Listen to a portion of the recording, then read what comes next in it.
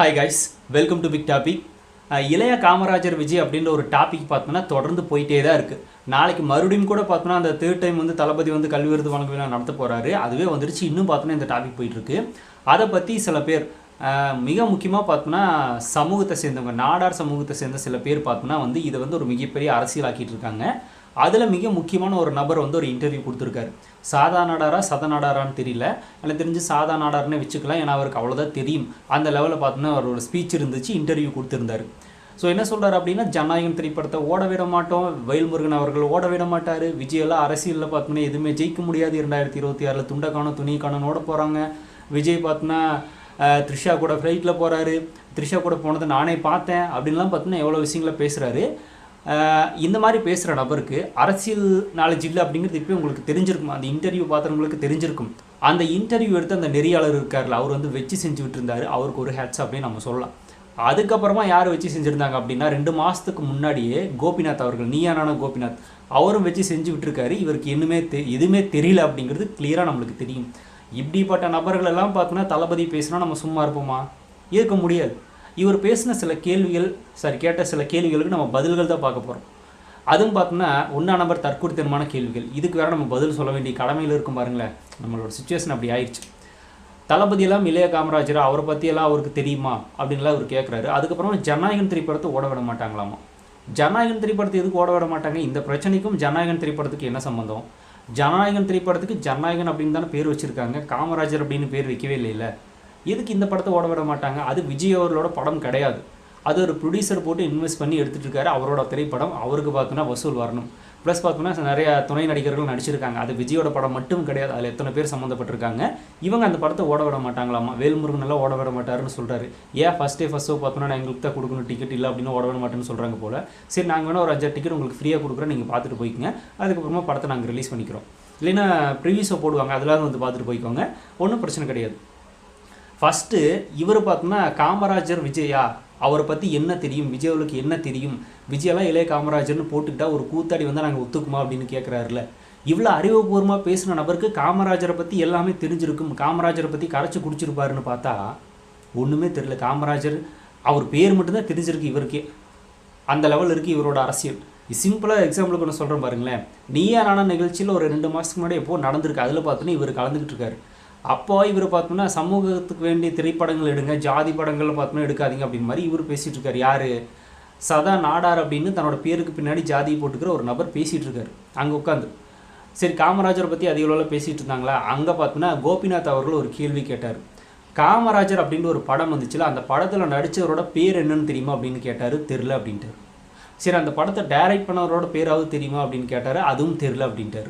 சரி, காமராஜர் அவர்கள் பேசின சித்தாந்த அரசியல் என்ன அப்படின்னு கேட்டார். 2-3 டைம் திருப்பி கேட்குறாரு. அவர் என்ன பதில் சொல்கிறாரு தெரியுமா? இல்லை, படத்தை பார்த்து ரொம்ப நாள் ஆச்சு, எனக்கு தெரில அப்படின்ட்டார். இது என்ன விதமான ஒரு கேள்வி, இது என்ன விதமான ஒரு பதில் அப்படிங்கிறது பாருங்களேன். காமராஜர் அவர்களை பற்றி சித்தாந்த அரசியல் தெரிஞ்சுக்கணும் அப்படின்னா அந்த படத்தை பார்த்து ரொம்ப நாள் ஆச்சு, எனக்கு தெரில அப்படிங்கிறாரு, மறந்துட்டாராமா. அப்போ இவங்களோட நோக்கம் என்ன? சரி, இவங்களோட நிலைப்பாடு என்ன அப்படின்னா, இந்த மாதிரி படங்களை பார்த்து தான் பார்த்தோன்னா காமராஜர் யார் அப்படின்னு சில விஷயங்களை தெரிஞ்சுக்கிறாங்க போல். இப்போ காமராஜரோட சித்தாந்த அரசியல் என்னன்னு கேட்டதுக்கும் அந்த படத்தை நான் பார்க்கலான்னு சொல்கிறதுக்கும் என்ன சம்மந்தம்? அது ஒரு படம். அந்த படத்தில் பார்த்தோன்னா ஒரு சில காட்சிகள் தான் வச்சுருக்காங்க காமராஜர் அவர்களை பற்றி. இன்னும் எவ்வளோ விஷயங்கள் இருக்குது, அதெல்லாம் பார்த்தோன்னா அந்த படத்தில் எடுக்கல. அது அவங்களுக்கு அவ்வளோ டைம் பத்தாது. இவர் வந்து காமராஜரை முழுசாக படிச்சிருந்தார் அப்படின்னா அந்த படத்தை பார்க்க வேண்டிய அவசியம் என்ன இருக்குது? இவர் தான் படிச்சிருப்பார் ஆல்ரெடி. எங்கள் காமராஜர் கல்விக்கு பார்த்தோன்னா உதவுனவர் அப்படின்னு மட்டும் பேச தெரியுதுல்ல. அப்படின்னா காமராஜர் என்ன பண்ணார், என்ன சித்தாந்த அரசியலை பேச வந்தார் அப்படிங்கிறது கேட்டோன்னே டக்குன்னு வாயில் வரணும்ல. இவருக்கு வரல. அப்போ சினிமா படத்தை பார்த்தா தான் இவங்களுக்கே அரசியல் வரும். ப்ளஸ் பார்த்தோன்னா காமராஜரை பற்றி சொல்லுவாங்க, பார்த்து ரொம்ப நாள் ஆச்சு மறந்துட்டு அப்படின்னு. இவங்க காமராஜர் அவர்கள் அந்த குறிப்பிட்ட சமூகத்தை சேர்ந்த ஒரு நபர், இவங்களும் பார்த்தோன்னா அந்த குறிப்பிட்ட சமூகத்தை சேர்ந்த நபர்கள். அதனால் மட்டும்தான் காமராஜரை தூக்கி பிடிச்சிட்டு இருக்காங்களே தவிர காமராஜரை பற்றி இவங்களுக்கு சுத்தமாக எதுவுமே தெரியல. ஆனால் விஜய் அவர்கள் பார்த்தோன்னா அந்த சமூகத்தை சேர்ந்தவர் கிடையாது. காமராஜரை பற்றி படித்து, அவரை பற்றி தெரிஞ்சு, அவரை கொள்கை தலைவராக அனௌன்ஸ் பண்ணியிருக்காரு விஜய் அவர்கள் தமிழக வெற்றி கழகம். அவர் படிச்சுட்டு தான் பார்த்தோன்னா வந்திருக்காரு. அதுக்காக கொள்கை தலைவராக பார்த்தோன்னா அவர் வந்து வச்சுருக்காரு. ப்ளஸ் கல்விக்கு உதவி பண்ணிகிட்டு இருக்காரு. இதெல்லாம் எதுவுமே தெரியாமல் காமராஜரை பற்றி தெரியுமான்னு விஜய் கிட்ட கேட்குறாங்க. உங்களுக்கு காமராஜரை பற்றி என்ன தெரியும்னா தெரியாது. யாரோ சொல்லியிருப்பாங்க போல். காமராஜர்னா யாருப்பா? காமராஜர் பார்த்தோன்னா நம்ம சமூகத்தை சேர்ந்தவருப்பா. அவர் வந்து கல்விக்கெல்லாம் எவ்வளோ உதவி பண்ணியிருக்காரு தெரியுமா? கிட்டத்தட்ட 16,000 பள்ளிக்கூடங்களுக்கு மேலே திறந்து படிக்க வச்சிருக்காரு. அது கூட இவங்களுக்கு தெரிஞ்சிருக்காது. ஸ்கூல் திறந்து வச்சாங்க, படித்தாங்க அப்படின்னு சொல்கிறாங்கப்பா அப்படின்னு கூட சொல்லியிருப்பாங்க. ஓ அப்படியா, நம்ம சமூகத்தை சேர்ந்த ஒருத்தர் இப்படி இருக்காரா, தூக்க அவர் நம்ம சாதிக்கு பின்னாடி போடுங்க, அவருக்கு கோஷம் போடுங்க அப்படின்னு தான் பார்த்தோன்னா இவரெல்லாம் கிளம்பி வந்திருப்பார். நான் எல்லாரையும் சொல்லலை, இந்த ஒரு குறிப்பிட்ட நபரும் பார்க்கும்போது அப்படி தான் தெரியுது. ஏன்னா ஒரு படத்தை நான் பார்த்து ரொம்ப நாளாச்சு மறந்துட்டு அவரை பற்றி தெரியல அப்படின்னு சொல்கிற ஒரு நபர் எப்படி காமராஜரை முழுசாக படிச்சிருக்க முடியும்? அந்த இடத்துல கோபி அவர்கள் பார்த்தோம்னா நக்கலாக திரும்பி போனார். பயங்கர பல்ப் அதெல்லாம். அவர் கேட்குறாரு சித்தாந்த அரசியல் கேட்கும்போது, சித்தாந்த அரசியல் காமராஜர் என்ன பேசுனான்னு கேட்டதுக்கு நான் படத்தை பார்த்து ரொம்ப நாள் ஆச்சுன்னு ஒன்னேன். அவர் திரும்பி பார்த்தோன்னா நடந்து போனார் அப்படின்ட்டு. அதான் செம்ம பல்ப்பு. இந்த மாதிரி பார்த்தோம்னா ஒரு காமராஜரை பற்றி பேசுகிற நபர்களுக்கு படத்தை பார்த்து மறந்து போச்சாங்க. அப்போ மறுபடியும் ரிப்பீட் மூலம் அந்த படத்தை பார்த்துட்டே தான் இருந்தால் உங்களுக்கு அவர் யாருன்னு தெரியும், இல்லைன்னா தெரியாதுல்ல. இது அவங்களோட நிலைப்பாடு. இவங்கெல்லாம் பார்த்தோன்னா விஜய் அவர்கள் காமராஜர், இளைய காமராஜர் அப்படின்னு கேட்குறாங்க. உங்களை மாதிரி ஆளுங்கள் கம்பேர் பண்ணும்போது தளபதி விஜய் அவர்கள் இளைய காமராஜர் தான்ப்பா. நான் நிறைய வீடியோவில் சொல்லிட்டு எதுக்கு முன்னாடி விஜய் எல்லாம் காமராஜர் கிடையாது, அவர் இளைய காமராஜர் அப்படின்னு சொன்னதை விஜய் அவர்களே ஏற்றுக்கல. அதையும் நாங்களும் பார்த்தோன்னா ஏற்றுக்கல. விஜயெல்லாம் காமராஜர் ஆகவே முடியாதுன்னு நம்ம எல்லா வீடியோவிலும் சொல்லியிருக்கோம். ஆனால் இந்த வீடியோவில் இந்த ஆளெல்லாம் கம்பேர் பண்ணும்போது விஜய் அவர்கள் இளைய காமராஜர் தான்ப்பா இவரை கம்பேர் பண்ணும்போது. ஏன்னா விஜய் அவர்கள் பண்ணியிருக்க உதவிகள் அந்த மாதிரி இருக்குது. இவர் யாராவது உதவி பண்ணியிருப்பாரான்னா பண்ணியிருக்க மாட்டார், பண்ணுறதுக்கு வாய்ப்பே இல்லை. ஒரு ஆடியோ ஒன்று லீக் ஆகி வெளியாகிட்டுருக்கு. இவரோடது பேசியிருக்காரு, சீட்டுக்கு ஜெயிக்கிறதுக்கு பார்த்தோன்னா பேரம் பேசிகிட்டு இருக்காங்க, 2 கோடி 20 கோடி சம்பாதிச்சிடலாம் அப்படின்னு. என்ன மாதிரியான ஒரு மனநிலைமை இவங்க இருக்காங்க? அந்த வீடியோட லிங்கோட நான் டிஸ்கிரிப்ஷனில் கொடுக்குறேன், யாராவது பார்க்கணும் அப்படின்னா செக் பண்ணி பாருங்கள். அந்த லெவல் இவரோட ஆடியோ போயிட்டுருக்கு. ஸோ இவங்களாம் தான் பார்த்தோன்னா வந்து காமராஜர் மாதிரி வாழ போகிறாங்க, காமராஜர் மாதிரி உதவி பண்ண போகிறாங்க. காமராஜருக்கு ஒரு பிரச்சனை அப்படின்னா அதை தூக்கிட்டு வந்து முன்னாடி நிற்க போகிறாங்களாமா. பார்க்குறக்கே பயங்கர சிரிப்பாக இருக்குது. சரி, இந்த இன்டர்வியூவில் என்ன சொல்லியிருக்காரு அப்படின்னா, விஜய் அவர்கள் பார்த்தோன்னா வந்து தன்னோட கட்சி சேர்ந்த ஒரு நபர் இறந்துட்டார், அதுக்கு போகவே இல்லை. ஆனால் த்ரிஷா கூட பார்த்தோன்னா ஃப்ளைட்டில் வந்து கீர்த்தி சுரேஷ் மேரேஜுக்கு போனார் அப்படின்னு சொல்கிறாங்க. இது வந்து ஒரு மாண்புள்ள அரசியல் தலைவன் செய்கிற செயலா அப்படின்னு கேட்குறாரு. இதுக்கும் அரசியல் தலைவராக அந்த மாண்புக்கும் என்ன சம்மந்தம் இருக்குது? இப்போ கட்சியில் பார்த்தோன்னா ஒரு மிக முக்கியமான நபர் இறந்துட்டார், தொண்டர்கள் இறந்துட்டாங்க, ஒரு தொண்டர் இறந்துட்டார், அதுக்கு விஜய் போகலையாமா.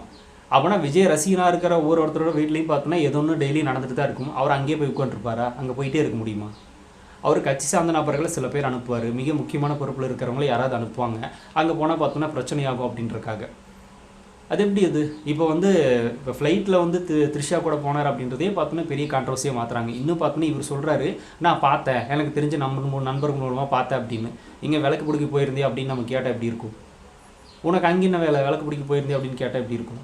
கீர்த்தி சுரேஷோட மேரேஜுக்கு ஃப்ளைட்டில் போனாங்க. ஃப்ளைட்டுங்கிறது எதுக்கு? தனி விமானம், தனியாக போகிறதுக்கு தான் ஃப்ளைட்டு. இப்போ என்னென்னா அதெல்லாம் கும்பல் சேர்த்துட்டு போவாங்க, அத்தனை பேர் சேர்ந்து ஒரு 1000 பேர் 2000 பேர் தட்டிகிட்டு போவாங்க. அந்த இடத்துல அவங்களோட ஃப்ரெண்டு சினிமாக்காரங்களுக்கு சினிமாக்காரங்க தான் ஃப்ரெண்ட்ஸாக இருப்பாங்க அதிக அளவில். இப்போ த்ரிஷாலாம் பார்த்தோன்னா தளபதி விட பார்த்தோன்னா தளபதியோட ஒய்ஃப் சங்கீதா அவங்களுக்கு க்ளோஸ் ஃப்ரெண்டு. இதெல்லாம் இவங்களுக்கு தெரியாதுல்ல.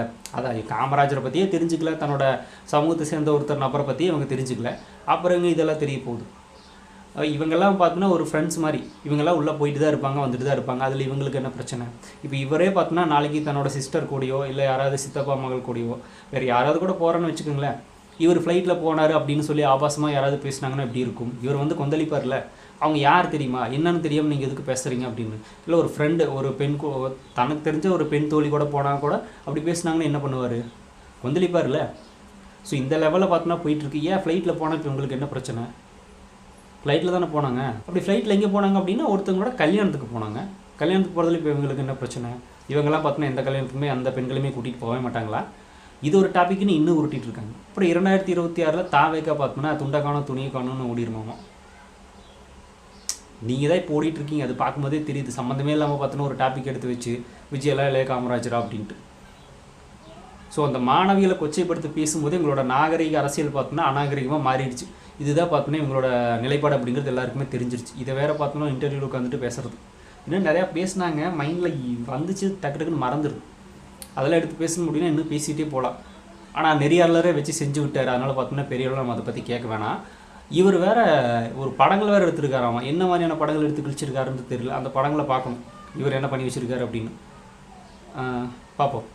சரி, இப்போ காமராஜரோட சித்தாந்த அரசியலே தெரியாத இவர் காமராஜரை தூக்கி பிடிக்கிறதுக்கு அந்த சமூகத்தில் காமராஜர் பிறந்தார் அப்படின்ற காரணத்துக்காக மட்டும்தான் அப்படிங்கிறத கோபி அவர்களும் பார்த்தோன்னா அடித்து சொல்லிட்டாரு. நம்மளுக்கு பார்க்கும்போதே தெரிஞ்சிருச்சு. அந்த ஃபுல் வீடியோ பார்க்க தேவையில்லை. ஏன்னா ஃபுல் வீடியோவில் பார்த்தீங்கன்னா பதில் தெரியாமல் தான் முடிச்சுட்டு இருந்திருக்காரு அந்த நீயா நானா ஷோவில். இந்த ஒரு 58 செகண்ட்ஸ் தான் அந்த இது வந்துச்சு. அதுலேயே பார்த்தீங்கன்னா தெரிஞ்சிருச்சு இவர் எந்த மாதிரி உட்காந்து பேசியிருப்பார் அப்படின்னு. அந்த லெவல் இருக்குது இவங்க காமராஜரை பற்றி தெரிஞ்சுக்கிறது. கல்விக்கு உதவி பண்ணுற விஜய் அவர்கள் உங்களெல்லாம் கம்பேர் பண்ணும்போது அவர் ஒரு இளைய காமராஜர் தான்ப்பா எங்களுக்கு அந்த காமராஜர் அப்படின்னு நாங்கள் தளபதி சொல்லலை. ஆனால் உங்கள் முன்னாடியெல்லாம் அவர் வந்து ஒரு இளைய காமராஜர் தான். இப்போ என்ன பண்ணுவீங்க? விஜய் அவர்கள் ஒரு இளைய காமராஜர் நாங்களே சொல்லுவோம். இன்னும் என்ன பண்ணுவீங்க? அவரை பற்றியே தெரியாது நீங்கள் பார்த்தோன்னா அவரை தூக்கி பிடிச்சி சமூகத்துக்காக வந்து ஒரு விஷயத்தை பேசிகிட்டு இருக்கீங்க அப்படின்னா உங்கள்கிட்டலாம் பார்த்தோன்னா இப்படி தான் பேசணும். வேறு ஒன்றும் பண்ண முடியாது. இவரை பற்றி நிறைய ட்ரோல் வீடியோஸ் எல்லாம் இருக்குது. இவரை பற்றி சர்ச் பண்ணி எடுத்தோம்னா இன்னும் நிறைய வீடியோஸ் போஸ்ட் பண்ணலாம்னு நினைக்கிறேன். சரி, அடுத்தது எங்கேயாவது வாய் விட்டார் அப்படின்னா அதை நம்ம பண்ணுவோம். இப்போதைக்கு இதுவே போதும்.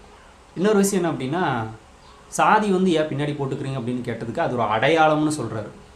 எப்படி அடையாளம்? சாதியை போட்டுக்கிறது எப்படி அடையாளமாக மாறும்? இப்போது நம்மளோட பேரை கேட்டு ஒருத்தர் வந்தார் அப்படின்னா அவர் பேர் தான் அவருக்கு அடையாளம். சரி, அவர் பேர் தெரில அப்படின்னா அவருக்கு நான் அங்கே அடையாளங்களை சொல்லுவாங்க. இந்த மாதிரி சொருட்டு முடி வச்சுருப்பாரு, இந்த மாதிரி பார்த்தோன்னா முறுக்கு மீசை வச்சுருப்பாரு, இல்லைனா அப்படின்னா மீசை இல்லாமல் ரொம்பவே ட்ரிம் பண்ணியிருப்பார், இல்லை அப்படின்னு பார்த்தோன்னா எப்பவுமே லுங்கி மட்டும் தான் கட்டிகிட்டு இருப்பார், பேண்ட்லாம் போட மாட்டார், இல்லை அப்படின்னா காதில் பார்த்தோன்னா ஒரு கடுக்கன் போட்டிருப்பாரு. இந்த மாதிரி அடையாளங்கள் தான் சொல்லுவாங்களே தவிர அவர் நாடார் அப்படின்னா நாடாரா? பேரே தெரியல, நாடார்னு எனக்கு எப்படியே தெரியும் அப்படின்னு தான் கேட்பாங்க. நாடார்னு சொன்னால் யாருக்குமே அடையாளம் தெரியாது, செட்டியார்னு சொன்னாலும் யாருக்கு அடையாளம் தெரியாது, கவுண்டர்னு சொன்னாலும் யாருக்கு அடையாளம் தெரியாது. அவருடைய அங்கே அடையாளங்கள் என்ன அப்படிங்கிறது சொன்னால் வேணால் பார்த்தோன்னா நான் பார்த்துருக்கேன், இங்கே தான் இருக்காரு, இந்த சைடு போங்க அப்படின்னு அட்ரஸ் சொல்லுவாங்க. இதுதான் அடையாளங்கள். சாதி பேரை போட்டுக்கிறதுல என்ன அடையாளம்? இவங்க எதுக்கு சொல்கிறாங்க அப்படின்னா, காமராஜர் அப்படிங்கிற ஒரு நபர் தன்னோட சமூகத்தில் பிறந்து கல்விக்கு உதவுனார் அப்படின்றத காட்டுறதுக்காக பார்த்தோன்னா இவங்க வந்து அந்த சாதி பேரை போட்டுக்கிறாங்க. அதுதான், வேறு ஒன்றுமே கிடையாது. இப்போ வேறு யாராவது கொந்தளிச்சிருக்காங்களான்னு இல்லை. ஏன்னா அவங்க எல்லாருக்குமே தெரியும் விஜய் வந்து ஒரு ஆசிரியர் அப்படி சொல்லிட்டு போயிட்டா இருப்பாங்க, ஆனால் விஜயெல்லாம் காமராஜர் கிடையாது அப்படின்னு அறிவுபூர்வமாக கடந்து போயிடுறாங்க. அவ்வளோதான், அது முடிஞ்சிச்சு. ஆனால் இந்த மாதிரியான சில நபர்கள் தான் பார்த்தோம்னா காமராஜர் பற்றியே தெரியாத நபர்கள் காமராஜர் யார் தெரியுமா அப்படின்னு கேட்பாங்க. விஜய் வந்து கிளாஸ் எடுப்பார், கொஞ்சம் கவனிச்சுட்டு போங்க. இவங்களுக்கே பார்த்தோன்னா காமராஜர் பற்றி தெரியல. ஃபஸ்ட்டு அவரை பற்றி நீங்கள் படிங்க, அதுக்கப்புறமா அவர் யார் படிக்க வச்சாரு, அவர் என்ன மாதிரியான சித்தாந்த அரசியல் பண்ணார் அப்படிங்கிறத நாங்கள் சொல்லித்தரோம். தெரிலனா கூட பரவாயில்ல, வீடியோ போட சொன்னால் சொல்லுங்கள், நாங்களாவது போட்டு சொல்கிற தெரிஞ்சுக்குங்க.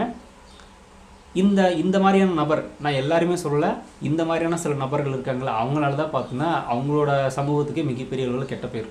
இப்போ அந்த சமூகத்தை சேர்ந்த சில பேர் கூட நம்ம வீடியோஸை பார்த்துட்டு இருக்கலாம். இந்த மாதிரியான நபர்லாம் தயவு செஞ்சு கிட்டே சேர்த்துக்கூடாது. தளபதி விஜய் அதுக்கு தான் பிறப்போக்கும் எல்லா உயிருக்கும் அப்படின்னே பார்த்தோன்னா தன்னோட வாசகத்தையும் முதல்ல வச்சார், எல்லாருமே சமம் அப்படின்னு. இவங்களுக்கு அதெல்லாம் புரியாது. சரி, என்ன பண்ணுறது, அதுக்கு மேலே ஒன்றும் சொல்கிறதுக்கு இல்லை. ஸோ நீங்கள் என்ன நினைக்கிறீங்க இந்த மாதிரியான ஜாதி வச்சு அரசியல் பண்ணுற நபர்களை பற்றி அப்படிங்கிறத கமெண்ட்டில் ஷேர் பண்ணுங்கள். அப்படி பிக் டாபிக் சேனல் யாராவது சப்ஸ்கிரைப் பண்ண வந்து மறக்காமல் சப்ஸ்கிரைப் பண்ணிக்கோங்க. நிறைய big topics, political news, trending news, cinema updates இப்படி நிறைய நம்ம சேனல் தொடர்ந்து வரப்போகுது.